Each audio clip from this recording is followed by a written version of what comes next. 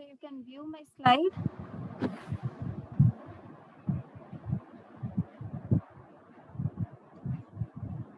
Am I audible? I can hear you. Ria, are you there? Am I audible? Is the slide visible? Yeah, I can see the slide and I can hear you. Okay. So today's class is about data structures and algorithms. We'll have an introduction.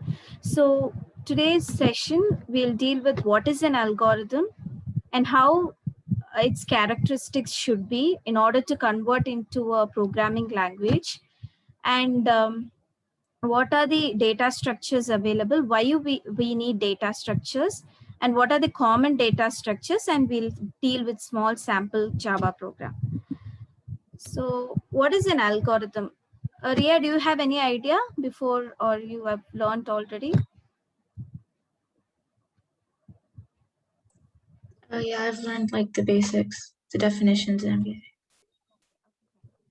So algorithm is nothing but a step-by-step instructions. Like everywhere we have algorithm. Before, for example, in order to be non-technical, when we cook, we'll have a cookbook where we have step-by-step instruction given to us, so that it's easy for us to do. Same way, before we write a program, we have to have a step-by-step instructions. And a very good algorithm is one which can be easily translated from the algorithm into a programming language. So that algorithm is known as the well designed algorithm. So as you know, algorithm is a sequence of steps and it solves a problem. So mainly it is a transformation of a given input into an output. So algorithm should have an input and how far you're going to process that input and give an output. So these are the characteristic of algorithm. Each step should have only one task. It should not have confusing steps. So step one should be like read input. It should not have 2 or 3 steps in a single line. So an algorithm is a set of unambiguous instructions. It should not have confusing statements. It should be very precise, concise, and it should deal with only one task at a time, and then it should solve a problem in a systematic way. And you should give the input prior in the algorithm, like the range of values or what the program is going to do with the input, either it is number, text, or string, anything we have to give prior in our starting of the algorithm. And at the finally we should have an output. These all should be completed in a finite time. And when we write an algorithm, it should be in our own language. Possibly it is English always, and it should be independent of the programming language. The algorithm should not have any syntax of any programs like Java or Python. It should not have anything. It should be very understandable by humans, so that it is very easy to convert from an algorithm to a program.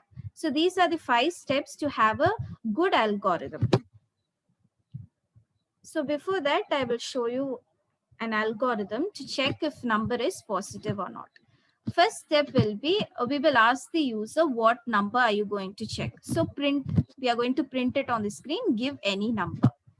And what will be the step 2? We are going to read that number.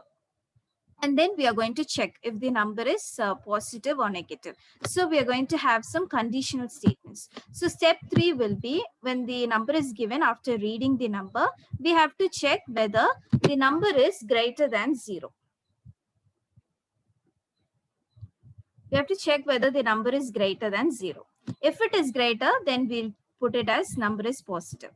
Or else, in step 4, we'll have an else statement where we'll check whether it is less than 0. Then we'll print it as negative. So if these two conditions fail, step 3 and step 4, it might be 0 otherwise, or we can tell it as the number is neither positive nor negative. So you can see each step has only one task at a time. So it is it's a set of unambiguous instruction. So this is as per the characteristic 1, set of unambiguous instruction. You can see here, I have created an algorithm where each step deals with only one task at a time. And according to step 2, it solves a specified problem in a systematic way.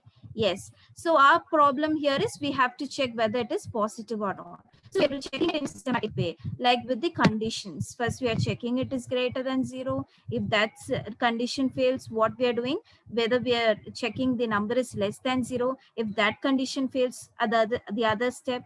So this is a step-by-step approach. In a systematic way, we are solving this problem. So the second characteristic is also there in this algorithm. And it should have the range of values of the input to be processed. Here, this is only one positive number. So in the step 1, you can see print give any number. I've asked the user to give any number. I have not given here the range of values. Rather, I'm asking the user to give the number. So third characteristic is also met here. And the fourth characteristic is it should produce output or result in finite time. Yes, we have only less number of steps, and obviously this will be solved in a finite number of time. It's not in an infinite loop, and it is independent of programming language. As you can see, I have not included any syntax here or any program code here. It's completely English language, and it's very easy to understand. So Ria, can you follow this? Did you understand how it is mapped from the characteristic to writing an algorithm? Yes, ma'am. Okay, so now we'll go to the data structure. For understanding data structure, let's go to a scenario of a department store. Have you been to department store, Ria? Yes. Yes. So in a department store, you can see that chocolates rack will be separate. And if you go to the shampoo or soaps, everything will be separate and organized. So it is easier for us to go and take it easily. But if it is not organized, everything is dumped in one place without telling where is shampoo, where is soap, or where is pencils or stationaries, etc. If we are not telling anything in a department store and dumping it in a place, whether the customer will be able to take it easily. If I dump No. it at the same place without any order, No. it will be easy. I'll give you two options. One is I'm like a department store, if everything is organized. The other option is it is not organized, it is dumped in one place without organized. You have to search and find out which is easy, the first option or second option. The first one. Yeah, the first one. So same way for a program, when it is organized, when the data is organized, it is easy for the program to run faster and efficiently. For the data to be organized and for easier execution of the program and for increasing the efficiency of the program and the performance of the program, we need data structures. So data structure is nothing but a particular way in which the data is stored and organized. Computer science deals with the data. So we write program, and the program main criteria or main source is the data. So we have to handle the data efficiently so that our program runs very smoothly and fastly.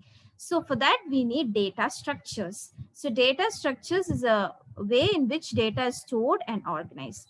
So efficiency of the algorithm is directly proportional to the data structures used. How far we use the data structures, that much efficiency the algorithm will have. So common data structures we have is array, linked list, stack, queue, tree, and graph. So we'll see one by one.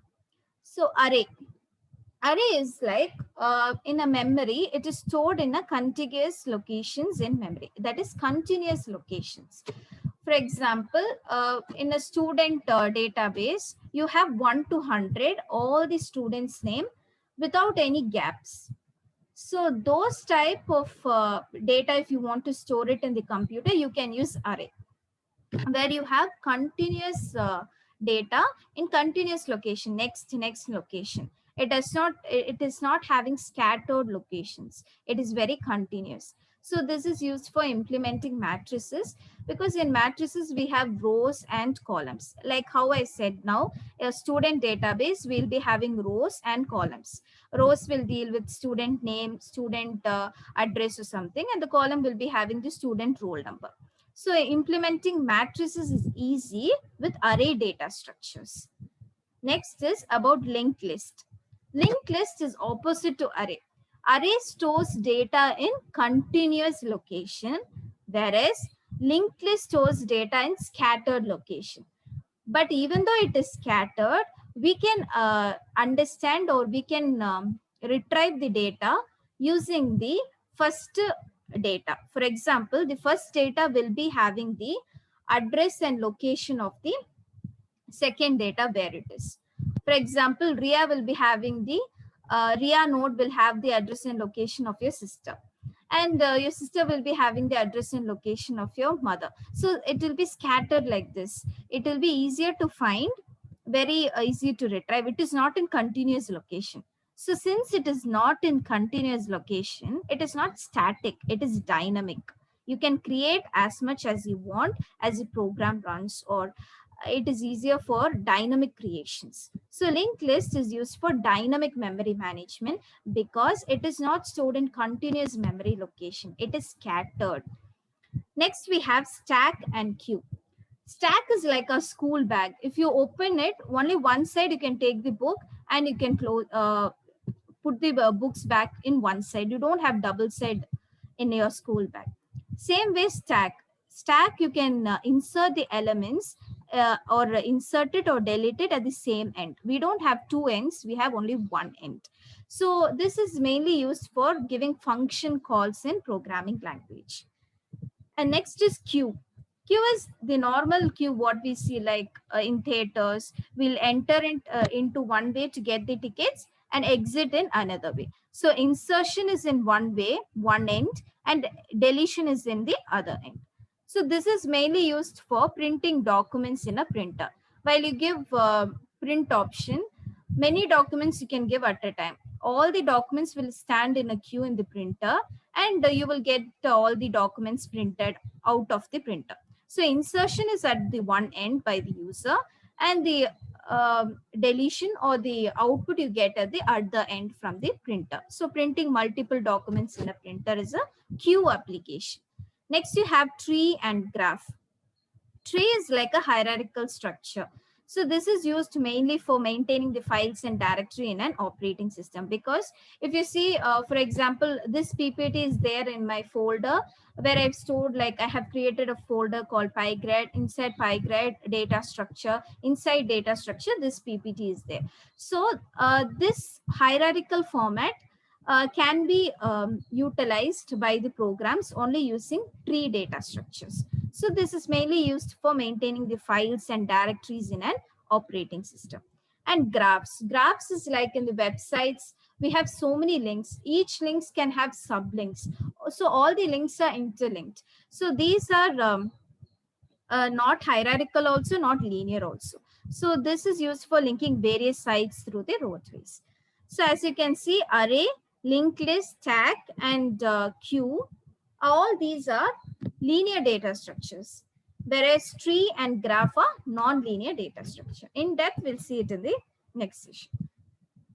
Any doubts till this, Rhea? No. No doubt? Is it clear? Yes, Yes. I'm faster, or you're able to follow? I'm able to follow. Okay. So I Anisha, said, you have a graphical representation of tree, like a binary tree. Do you have a graphical tree representation? this is introduction, no, sir. That will be in the next session only, sir. Fine, fine, okay. So you know Java already. So I have the program which we wrote the algorithm. So you want the basics, or shall I start with the program directly? You can start with the program.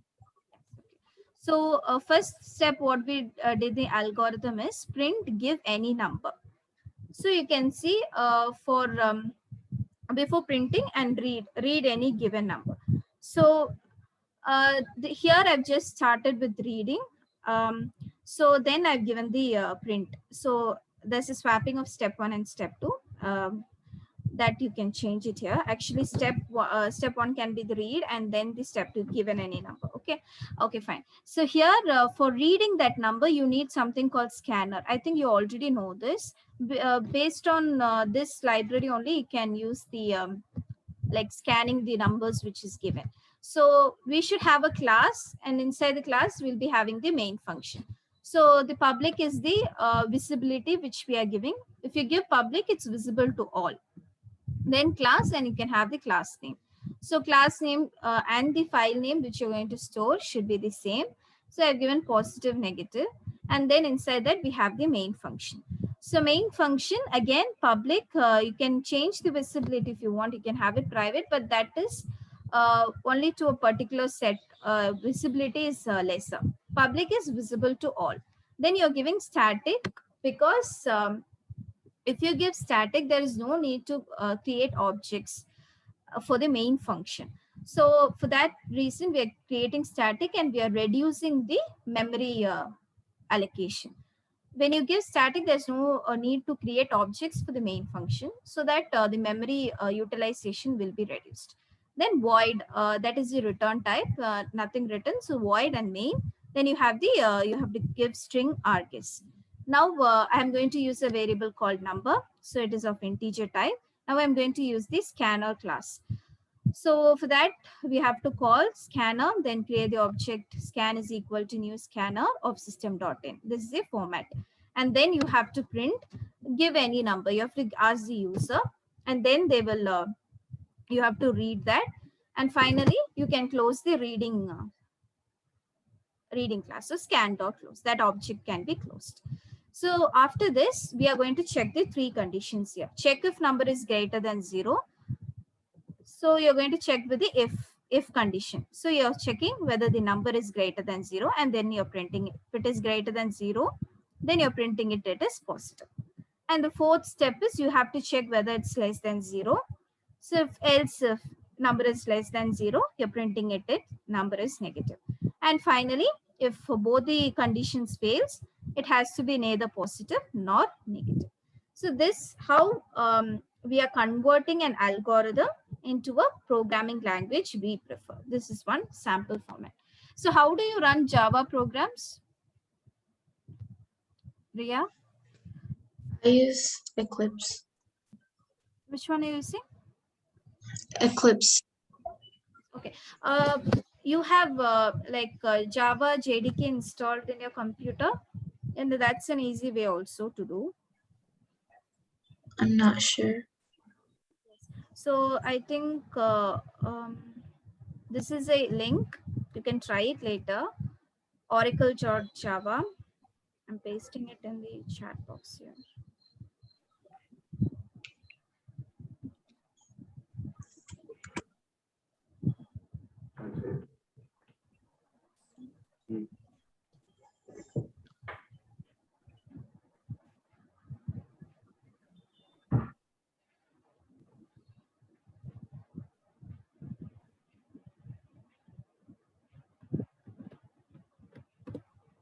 So I've given it in the chat box there. That link, you can go and download the Java SE development kit. It's very easy actually, more than the Eclipse software, Eclipse or NetBeans.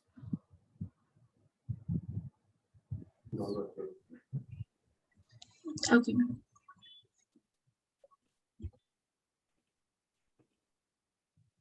As you can see, if you go through that link, whichever OS you have, like Windows or Mac or Linux, based on that you can install here. Mine is Windows, so I've gone with JDK, this one. You can see the screen, right? The Chrome screen, Oracle. Yeah, I can see it.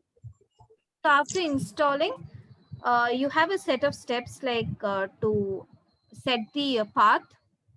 So here you can find my Java JDK is there in the here in the C users and my folder, Anisha. So then after that, you have to go to PC. your PC.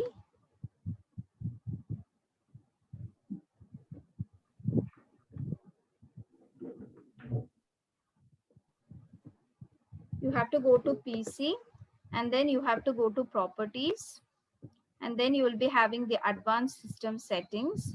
There you can find environment variables.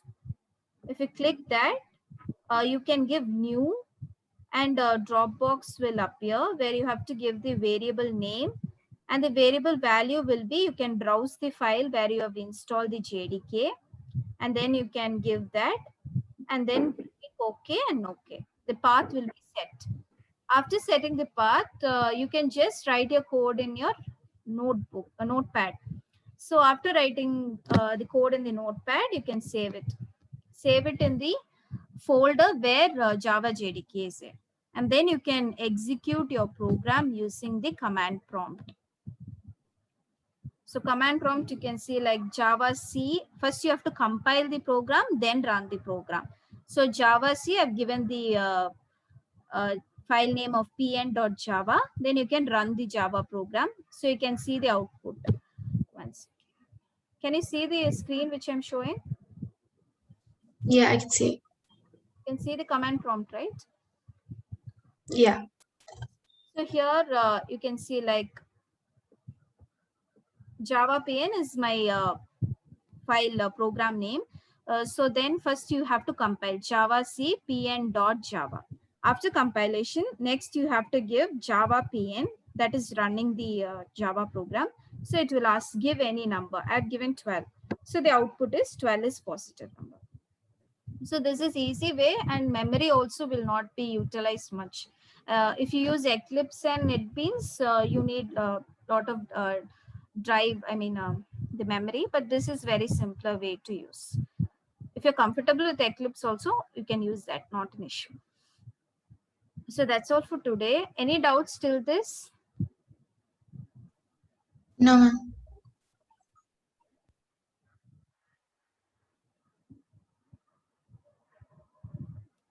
I think you can try the positive or negative number program by next session. So you'll have an understanding. And you can write your own algorithm.